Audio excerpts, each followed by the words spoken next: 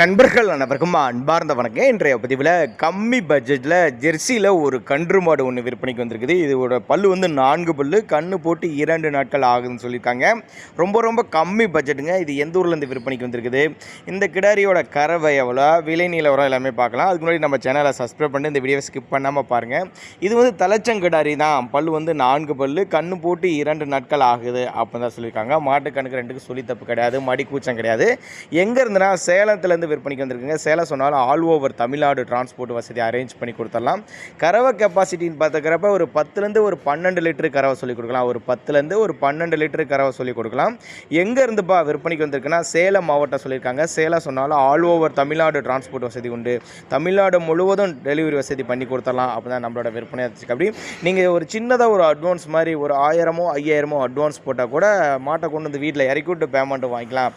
அதாவது ஒரு நடுத்தர ஃபேமிலி வாங்கி பயனடையலாம். ஒரு நடுத்தர ஃபேமிலி வாங்கி பயனடையலாம் அப்படின்னு தான் நம்மளோட விற்பனையாக தெரிஞ்சுக்க. அப்படி நெத்தி சொல்லி முது சொல்லிலாம் மாட்டு கணக்கு 2க்குமே கரெக்டாக இருக்குது. தவறான சொல்லி அமைப்பில் எதுவும் அதே மாதிரி காம்போலம் நல்ல காம்போலம் மடிக்கூச்சம்லாம் எதுவும் கிடையாது.